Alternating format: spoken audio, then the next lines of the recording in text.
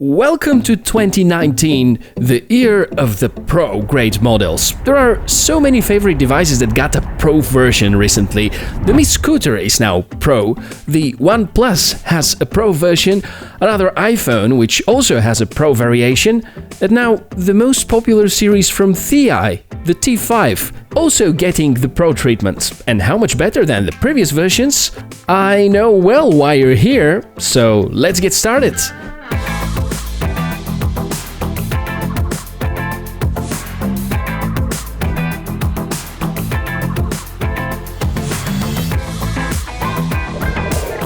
Hey, welcome back! If you've just landed on the channel, my name is Michael and what we do here is to inspect cool tech.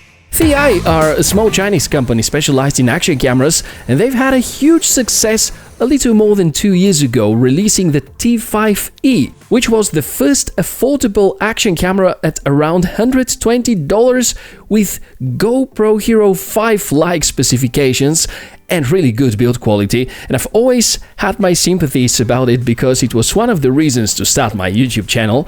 As usual, this review is here to offer a variety of information covering the hardware, the software, and the feedback on the user experience based on almost 2 months of using it. Let's begin by saying that ThiEye again deliver superb feeling when it comes to the overall package, well protected, and on the first sight, really quality accessories. Way better than this broken thing which got delivered to me by SJ5000X, and they promised to fix it actually. Looks like a new revision is on its way. Well, great to see different kind of quality from ThiEye, and interestingly from a company that was barely adding accessories in their boxes, they've entirely gone to the other side. Perhaps the T5 Pro could win the world record for most accessories included. Don't get me wrong, I'm very happy about this. There even is something unique. Do you know what these white pads are for? The underwater test from last year showed that the difference in temperature can cause lens fog, which often ruins the fun. And the purpose of these pads is to absorb the extra moisture if any appears. Well done, ThiEye! Nice display, and it is touch-based and claimed to be HD display. ThiEye keep the orange tone for being easily recognized, and that's pretty consistent kind of branding. The build quality feels good, camera looks solid, it is mostly plastic. The good kind of plastic though, and there seem to be no integrity issues. ThiEye have kept the design from previous generations, at least when it comes to the button distribution. At the bottom, the door to the battery, which is 1100 mAh and performs good enough for maintaining shooting for more than an hour when recording continuously. With frequent stops and usage of the screen for playback, the values are of course gonna be lower. There's a tripod mount option at the bottom side, a microHDMI out and microUSB port on the side. More disturbing is the hardware inside. It is very similar to what Akaso V50 Elite packs, the latest edition of the iCatch V50 chipset paired with IMX078, one fairly old member of Sony IMX family. To be precise, this sensor has been designed in 2011 and has been featured later in one of the best action cams for all the time, the SJ5000X Elite, but my opinion is that it is not a great choice for more current models, and was the main reason not to like the V50 Elite by Akaso as well. In daylight conditions, noise is notable, although seems to be better tuned than other cameras with the same hardware combo.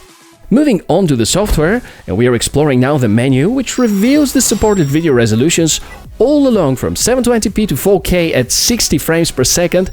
However, at that frame rate, in 4K, there is no stabilization possible. The best you can do is to stabilize at 30 frames per second, because that's how far the performance of the chipset can go. Stabilization is not world-class, and as expected, not as good as what high silicon chips and Ambarella chips can offer. You can see that side by side with the latest Akaso V50X, it falls short on impressing us, but it is good to have at least some kind of stabilization rather than having nothing. The lens is of course wide angle, 170 degrees, and distortion is well visible, especially when shooting photos. For videos, in the menus you're gonna find an option to correct the distortions.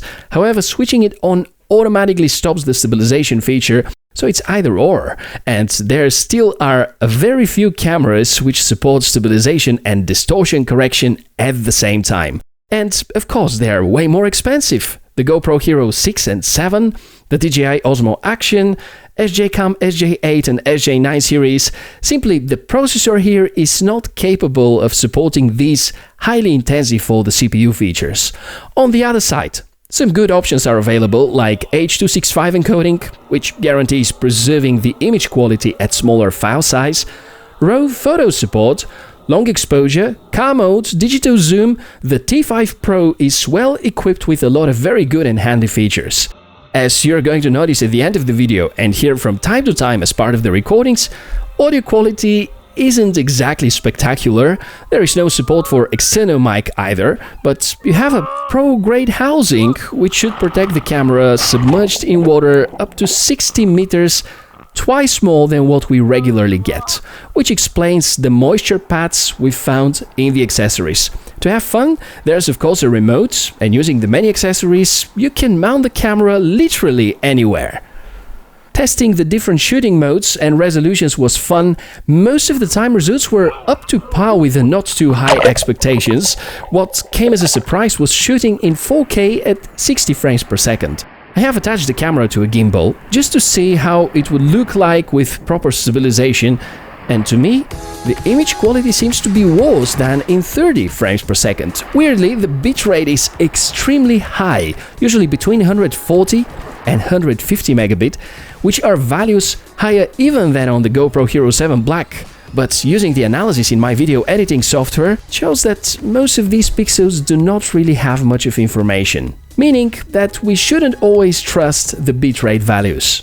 Among the big advantages of the camera is the possibility to use the touchscreen and the buttons for navigation at the same time, which becomes extra useful when we shoot underwater. It is priceless to be able to quickly switch to another shooting mode, resolution or frame rate without having to open the case, and we know that these operations are by default not easy to accomplish on cameras that only have a touchscreen.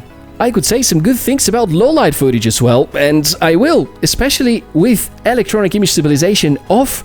The sensor is very good at capturing a lot of details.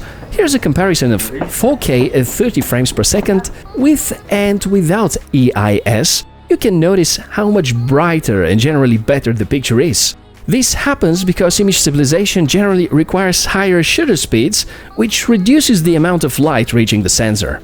The smartphone app is something else to say a good word about. ThiEye have brought live streaming and a bunch of additional controls.